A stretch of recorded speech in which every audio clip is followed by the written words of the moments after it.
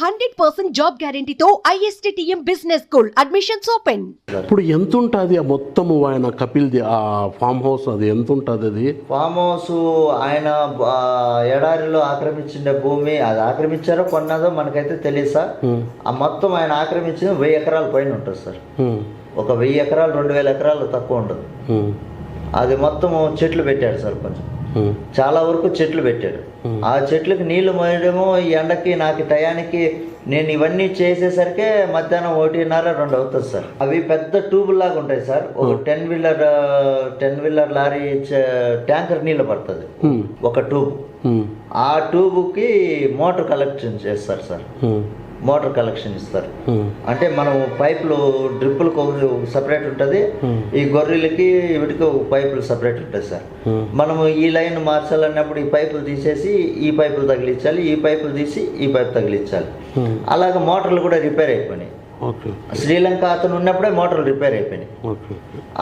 అతను చెప్పాము అప్పుడు ఇద్దరము కలిసి 150 క్యాన్ల దాకా మోసాం వాటర్. ఇక్కడ నుంచి ట్యూబ్ కాడ నుంచి చెట్లకి ఈ గొర్రెలకి వీటికన్నిటికీ ఒక 150 క్యాన్లు వాటర్ పోసాం రోజు. ఆ మోటార్ 10 రోజులైనా తేలేదు. రిపేర్ చేయించుకోవస్తానని చెప్పితానే ఉన్నాం. మేము చెప్పినా కూడా అతను చెవుల్లోకి వేసుకోకుండా అక్కడే ఉంచాడు మోటార్.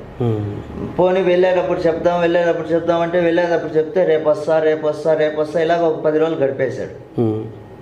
మళ్ళీ చిన్న మోటార్ తెచ్చాడు సార్. ఆ చిన్న మోటార్ ఏకదమ్మని మనము 10,000 వోల్టేజ్ జనరేటర్ వేస్తే ఒకసారిగా అది కాలిపోతుంది మోటార్. అంత వోల్టేజ్ శక్తి తట్టుకోలేక మోటార్ కాలిపోతుంది. నేనేం చెప్తాను, చిన్నది తేండి బాబా, ఇది తట్టుకోలేకుండా ఉంది అని చెప్తే కూడా వినిపించుకోలేదు. నేను నీళ్లు మోసి నా వల్ల కాక నేను ఇంకా నాకు సాధ్యపడలేదు. ఎంత చెప్పినా మనిషినన్నా పిలిపించంటే పిలిపివ్వడం లేదు. టయానికి అన్నము చేసుకుని తినేంత శక్తి లేదు. నైట్ మధ్యాహ్నం 1:30-2 అయిపోతుంది. ఇసుక తుఫాన్ వస్తుంది సార్. ఆ టైంలో మనిషి కూడా బయటకు రాలేని పరిస్థితి. ఒక ఏసీ లేదు. ఆ రేకుల చెట్లకి తలుపులు లేవు. వంట రూమ్లోకి కూర్చుంటే పైన రేకులు, ఎండ 57 డిగ్రీలు 60 డిగ్రీలు ఎండ కాస్తుంది సార్. మా కపిలే చూపించాడు 67 డిగ్రీలు చూపించాడు ఒకరోజు. ఇంత ఎండ ఫ్యాన్ కూడా ఉండదు, ఫ్యాన్ కూడా లేదు సార్. 67 డిగ్రీలు కాస్తుంది. 9 గంటలు 9:30కి పని ముగిచ్చేయండి అంటారు సార్. 9 గంటలకు ఒక్క మనిషి ఎలాగ చేయగలుగుతాడు అన్ని పనులు? అక్కడికి నిద్ర మేలుకొని నేను 3 గంటలకు మెలకు వచ్చేస్తారు నాకు. 3 గంటలు అంటే అక్కడికి ఇండియా టైంకి 2.5 గంట తేడా ఉంటుంది. మావాడికి ఫోన్ చేసామని ఆ టైంలో ఇలాగ చేస్తున్నాడు, నా వల్ల కావట్లేదు, ఇలాగ నాకు నిద్ర చాలట్లేదు, 3 గంటలకు మెలకు వస్తుంది, నేను ఫోన్ చేస్తున్నాను, నువ్వు పనికి వెళ్తున్నావు, అక్కడ 5:30 అయింది టైం, ఇక్కడ 3 అవుతుంది అని చెప్పని 2 సేపు మాట్లాడేసి మా ఆవిడకి పెట్టేసాను సార్. ఒక 2 నిమిషాలు మాట్లాడే టైం అయిపోతుంది నాకు పనికి అనేది మా ఆవిడ. ఇంక సరే అని చెప్పండి నేను పెట్టేసి 3 గంటలకు వెళ్తే మధ్యాహ్నం 2-1:30 అయ్యేది సార్ నాకు. ఇప్పుడు తెల్లవారు మీరు ఎన్ని గంటలకు లేస్తారు? 3కే సార్. తెల్లవారు 3కి లేస్తారు. 3కి లేసి బ్యాటరీ వేసుకొని ఆ జనరేటర్ స్టార్ట్ చేస్తాం సార్. జనరేటర్ స్టార్ట్ చేసి అది స్టార్ట్ అయితే అవుతుంది, లేదంటే లేదు. ఇంకో జనరేటర్ ఉంది సార్, అది స్టార్ట్ చేస్తే దానికి కరెంట్ సప్లై అవ్వడం లేదు. అది ప్లగ్ గ్లిప్ అన్ని ఊడొచ్చేసినాయి, అది సప్లై అవ్వడం లేదు కరెంటు. ఇంకొక జనరేటర్ ఉంది సార్, అది బాగా పనిచేసేదే. అదేం చేశాడు, అది తీసుకెళ్ళి వాళ్ళు ఏసీకి పెట్టుకున్నారు. ఒక్కరోజు కూడా నాకు ఏసీలో ఉండమని చెప్పలేదు. నువ్వు ఆ జనరేటర్ వాళ్ళకి మాత్రం గెస్ట్ హౌస్ కట్టుకుంటారు. ఆ గెస్ట్ హౌస్ ఉంది సార్, బాగా పెద్దది. ఒక గెస్ట్ హౌస్ కట్టుకొని దాంట్లో ఏసీ, పెద్ద టీవీ అన్నీ ఉంటాయి సార్. వైఫై కనెక్ట్ చేసుకుంటారు, దాంట్లో ఉంటారు సార్. ఆయన ఇంటికాడ బయలుదేరేటప్పుడే ఏసీ ఆన్ చేసేయమంటారు సార్. జనరేటర్ స్టార్ట్ చేసి ఒక 3 గంటలు 4 గంటల ముందే ఏసీ ఆన్ చేయమంటాడు. వేడికి లోపల వేడి ఎక్కువ. అక్కడ 60 డిగ్రీల ఎండ కంటే వేడి భయంకరంగా ఉంటుంది. ఆ వేడి వెళ్ళిపోయి చల్లగా ఉంటుంది అని చెప్పని జనరేటర్ స్టార్ట్ చేయమంటారు సార్. ఆవిడకి పెట్రోల్ నేనే చూసుకోవాలి, ఇంజిన్ ఆయిల్ నేనే మార్చాలి. అన్ని చూసుకునేసరికి నాకు భోజనం చేసుకునే టైం దొరకదు. ఇంకా నీళ్ళు తాగి అక్కడ ఉన్న ఏదైనా ఒక బిస్కెట్ పడు తిని అలా ఉండిపోయాను. ఇప్పుడు మీ కపిల్ టిఫిన్కి భోజనాలకి వీటికి ఏం మీకు సామాన్లు ఇస్తారా? సామాన్లు అయితే ఉన్నాయి సార్. బియ్యము గట్టు ఉంటాయి. కూరగాయలు ఏదైనా చెప్తే ఆయన ఆయన వచ్చినప్పుడు ఎప్పుడో ఒకసారి, ఒక్కోసారి 5 రోజులు అయినా రాడు, ఒక్కోసారి 3 రోజులు అయినా రాడు. ఫోన్ కూడా చేయడు. కానీ నేను గొర్రెలకి పావురాలకి మేత పెట్టేది ఇవన్నీ వీడియోలు పెట్టాలి సార్. అతను వీడియోలు ఏమాత్రం పెట్టకపోయినా ఫోన్ చేస్తాడు. నువ్వు మేత వేస్తున్నావా లేదా, వీడు ఎందుకు రాలేదు అని అరుస్తాడు. నువ్వు తిన్నావా లేదా అని అడగడు నువ్వు తిన్నావా లేదా, చచ్చినావా బతికినావా, ప్రాణం ఉందా పోయిందా, పాములు కానీ ఏదైనా కరిచినాయి. పాములు విపరీతమైన పాములు ఉన్నాయి ఎడారిలో. అవునా? తేళ్లు ఉన్నాయి, అన్నీ ఉన్నాయి సార్ అక్కడ. పాములు తేళ్లు వచ్చేస్తాయా లోపలికి? వస్తాయి సార్, కాళ్ళ మీద వచ్చేసినాయి తేలి. అవి కరిస్తే భలే డేంజర్ అంట. డేంజర్ సార్, నల్ల తేళ్లు కానీ పెద్ద సైజులో ఉంటాయి.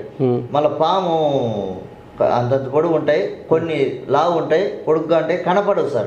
ఆ ఎడారిలో మట్టి ఎలాగ ఉంటుందో పాము అలాగే ఉంటుంది. అది జాగ్రత్తగా గమనిస్తే సరిపోతుంది, లేకపోతే కరిసిన వెంటనే 5 నిమిషాలు అని చెప్పాడు శ్రీలంక అతను కూడా. బాబా రావడానికి గంటన్నర పడుతుంది నీకు, ఆలోపు నువ్వు చచ్చిపోతావు అతను వచ్చేలోగా, కళ్ళు దగ్గర పెట్టుకొని పని చేసుకో అని చెప్పాడు సార్ అతను వెళ్ళేటప్పుడు కూడా. కానీ నేను ఎంత చేసినా, ఎంత తొందరగా 3 గంటలకు నిద్ర లేచి చేసినా నాకు 1:30-2 అవుతుంది టైం. ఆ టైంలో ఎడారిలో గాలి, దుమ్ము, అన్నం చేసుకునే తట్లో ఒక గిన్నెలో పెట్టుకుని తినే టయానికి దుమ్ము వచ్చి పడిపోతుంది, అన్నం తినలేము. దానికి తలుపు లేదు, ఒకవేళ డోర్ వేసుకున్నా చచ్చిపోతాం, ఎండలకి వేడికి చచ్చిపోతాం. ఇంకా అక్కడ ఉండలేను, లోపల ఇటు బయట ఉండలేను.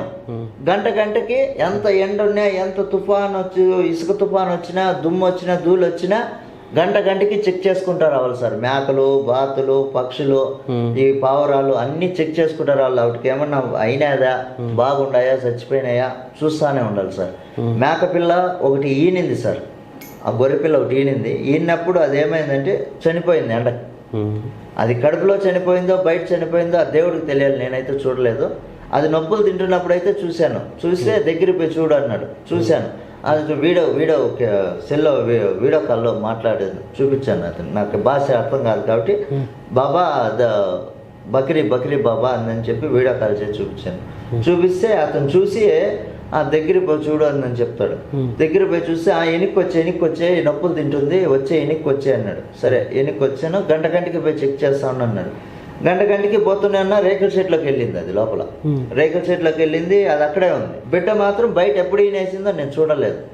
నేను పోయినప్పుడల్లా లోపలే ఉంది, నొప్పులు తింటుంది, ఇంకా కనలేదు అనుకుంటూ ఉన్నా. కానీ అది ఎప్పుడో కనేసింది, బిడ్డ చనిపోయింది వేడికి. ఇసుక కాలిపోతూ ఉంటుంది అక్కడ, చనిపోయింది.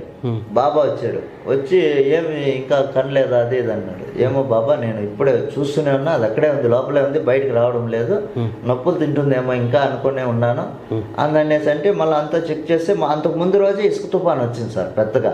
ఇసుక అంతా కనీసం ఉంటే ఒక 5 ట్రాక్టర్లు 10 ట్రాక్టర్లు ఇసుక కొట్టుకొచ్చేసింది అక్కడ, గట్టలు అయిపోయింది లోపల. దాని పక్కన కనేసింది సార్. అది నేను అక్కడికి వెళ్ళలేదు, ఇక్కడ లోపలే ఉంది కదా మేక అని చెప్పని ఇక్కడే చూస్తూ ఉన్నాను. అతను కొట్టడానికి వచ్చాడు, తిట్టాడు. నీ జీతం కట్ చేస్తాను, నీకు ₹1 ఇవ్వను, నీవు ఇండియాకు కూడా పోలేవు, నువ్వెవరు చెప్తావు చెప్పుకో, అది ఇది అని చెప్పని కొంచెం బెదిరించాడు సార్. నేనేం చేశాను, బాబా లోపలే ఉంది, అది నేను చూడలేదు, ఇక్కడ కనిందంటే అది చచ్చిపోయి 6 గంటలు అయిందని చెప్తున్నాడు అతను. కానీ 6 గంటలని నువ్వేం డాక్టర్ చెప్పేస్తా ఉన్నావు. నేను ప్రతి గంటకి వస్తున్నా, ప్రతి 20 నిమిషాలు నువ్వు ఫోన్ చేయడం పరిగెత్తడం ఇదే సరిపోయింది సార్. కానీ అవి కొంచెం దూరం ఉన్నాయి, మేకలు ఉండేది కాటికి మేమున్న షెడ్ కాటికి కొంచెం దూరం. ఎండలో 60 డిగ్రీలు కాస్తుంది అక్కడ. ఆ ఎండలోనే తిరుగుతున్నా, టవల్ నెత్తినేసుకుని వాటికి నీళ్ళలో వాటర్లో తడిపి నెత్తినేసుకుని వెళ్తూ ఉంటాను. ఆ ట్యూబుల్లో నీళ్ళు అతను వాటర్ బాటిల్ తెచ్చుకుంటాడు సార్. వాటర్ బాటిల్లో 12 బాటిల్ ఉంటాయి. చిన్న బాటిల్ ఒక 200 గ్రాములు వాటర్ పడుతుంది, ఆ చిన్న బాటిల్. ఆ బాటిల్లో నేను తాగుతూ ఉంటే నీళ్ళు అయిపోయినాయి బాబా, నీళ్ళు తెచ్చుకుంటే అవి నీ కోసం కాదు తెచ్చింది, అవి మేము తాగడానికి, నువ్వు ఎలాగ తాగుతావు, ట్యూబుల్లో నీళ్ళు పట్టుకొని తాగు అని చెప్పాడు సార్. సుమన్ టీవీలో మీ పర్సనల్ అండ్ బిజినెస్ ప్రమోషన్స్ కోసం కింది నెంబర్కి కాంటాక్ట్ చేయండి.